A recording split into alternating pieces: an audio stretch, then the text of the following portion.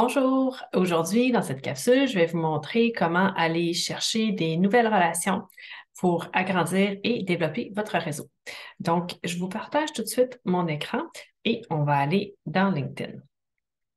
Donc, je vous suggère de le faire peut-être une première fois sur votre ordinateur, comme ça vous avez une vue plus élargie de la plateforme. Donc, quand je suis dans l'accueil LinkedIn, si vous n'êtes pas là, vous avez juste à cliquer sur la maison, vous allez retourner à l'accueil. Vous allez avoir des posts, des personnes, etc. Et donc, je vous invite à aller dans la section réseau.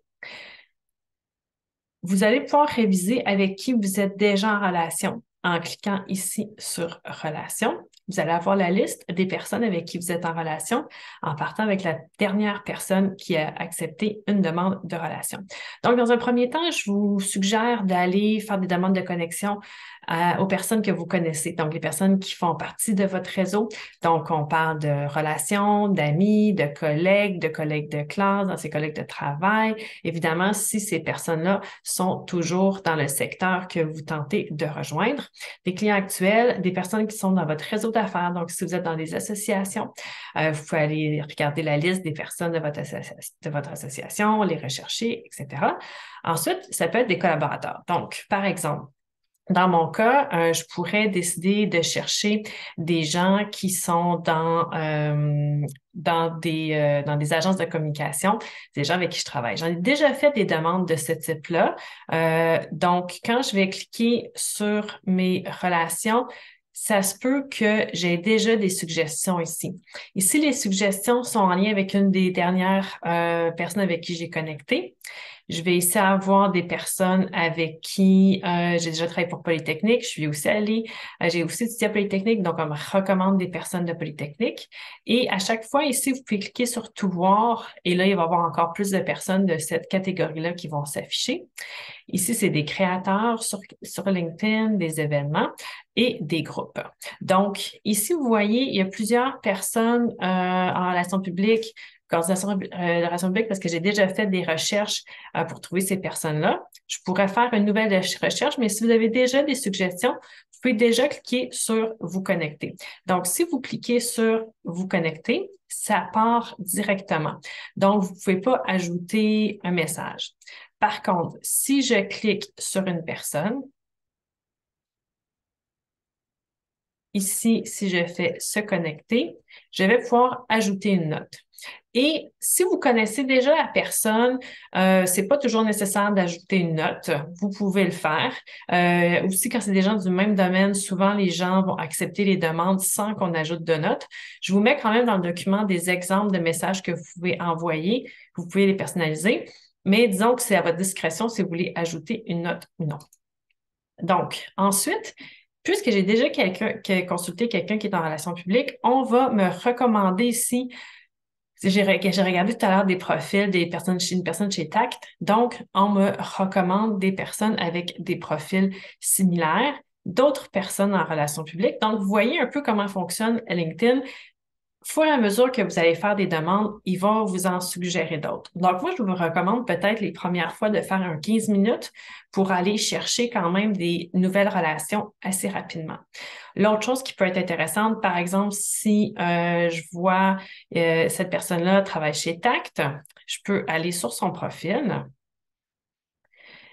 Et ici, je vois qu'elle travaille chez Tact. Et si je suis intéressée à connecter avec des gens dans cette entreprise-là, j'ai cliqué sur Tact et ensuite, je peux cliquer ça m'amène sur la page entreprise. Et ensuite, quand je clique sur personne, là, je vais voir les personnes qui travaillent chez Tact. Donc, la directrice, relations publiques, conseillère principale, etc. Et là, je pourrais à ce moment-là faire une demande de connexion. Donc, quand c'est écrit suivre, si vous voulez, c'est différent entre suivre et se connecter. Donc, suivre, c'est comme être abonné aux publications de la personne et se connecter, c'est vraiment pouvoir échanger dans la messagerie avec cette personne-là. Donc, si vous n'avez pas l'option se connecter, vous pouvez cliquer sur le profil et ici dans plus, vous allez habituellement revoir le bouton se connecter. Donc, ça va fonctionner avec les personnes avec qui vous êtes en relation de deuxième niveau, ce qui veut dire qu'ils sont en relation avec des personnes qui sont en relation avec vous. D'autres façons de trouver des relations intéressantes, par exemple, quand vous regardez votre fil d'actualité, par exemple ici, Annie Picard, cette personne-là est dans un domaine quand même connexe au mien. Ça se peut que les personnes qui la suivent soient intéressées à ce que je peux publier aussi sur LinkedIn, malgré on a des styles quand même différents. Mais bon, disons que vous voyez quelqu'un qui est un peu comme vous, si on veut, mais qui a peut-être plus d'abonnés et tout ça. Vous pouvez aller voir les personnes qui ont commenté cette publication-là. Donc, vous voyez ici, cette personne-là, quand c'est écrit message, c'est que vous êtes déjà en relation, premier niveau, avec cette personne-là. Ici, deuxième, ces personnes-là sont en relation avec quelqu'un qui est en relation avec moi. Et je peux cliquer pour les suivre ou je peux aussi cliquer sur le profil de la personne, encore une fois, et là, je vais pouvoir aller lui faire une demande de relation ici à se connecter. Donc, les personnes qui commentent des publications vont avoir tendance, des autres vont peut-être commenter vos publications aussi. Alors, ça peut être intéressant des personnes qui sont actives sur LinkedIn. Ça peut être intéressant de les ajouter dans votre réseau. Les autres personnes que vous pouvez aller ajouter facilement, donc on a regardé les personnes qui sont déjà dans votre réseau, les personnes que LinkedIn suggère, les personnes qui commentent sur les posts, sur les publications de d'autres personnes, les personnes qui sont dans des entreprises qui vous intéressent. L'autre chose que vous pouvez faire, c'est que vous faites peut-être partie de groupes LinkedIn. Si c'est le cas, quand vous allez dans votre profil d'accueil, vous allez voir ici les groupes desquels vous faites partie. Donc, ici, je suis dans un groupe de personnes qui font de la création de contenu pour LinkedIn. Donc, si je veux connecter avec d'autres personnes de ce domaine-là, par exemple, pour devenir des collaborateurs, ben, je peux aller ici voir la liste. Donc, s'il y a 420 membres, je peux faire tout afficher et ici, je vais pouvoir envoyer des messages à toutes ces personnes-là, les inviter pour une demande de relation. Le dernier endroit qui peut être intéressant d'aller voir, c'est les événements LinkedIn. Donc, par exemple, ici, j'ai écouté un événement sur la stratégie de contenu LinkedIn et je peux aller voir ici. Bon, ici, c'est un très gros événement, il y a plusieurs milliers de personnes, mais quand on clique ici, on va voir la liste des personnes qui ont écouté l'événement. Donc, je pourrais aller, donc si je pourrais me dire ces gens qui ont écouté un événement pour attirer des clients sur LinkedIn pourraient être intéressés au même service que moi. Donc, je pourrais leur envoyer un message, faire une demande de connexion à ce moment-là.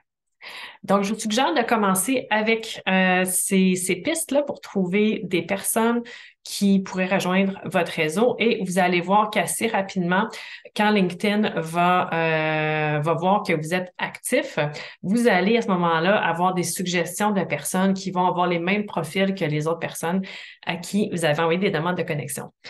Par la suite, dès que vous commencez à faire des demandes de connexion, surveillez qui accepte vos demandes et ce qui est le plus intéressant, c'est de répondre à ces personnes-là, de leur dire pourquoi vous entrez en contact avec eux et vous avez des exemples de messages dans le document. Donc, la première étape, c'est évidemment de faire la demande de relation, mais la deuxième étape, c'est de créer une interaction avec ces personnes-là. Donc, j'espère que ça vous a aidé. Faites-moi signe si vous avez des questions.